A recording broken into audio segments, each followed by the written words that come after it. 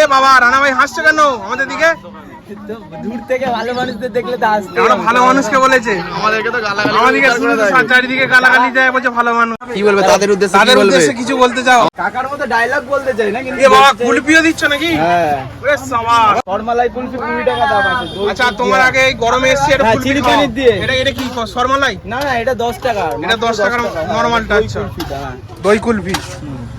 এই দেখুন শর্মালাই কুলফি এদিকে 20 টাকা আর এদিকে দই কুলফি 10 টাকা। কুলফিটা দেখছো না, আমার মেইন ব্যবসা তো মানে এটাই, আমার বাবার ব্যবসা ছিল কুলফিটা?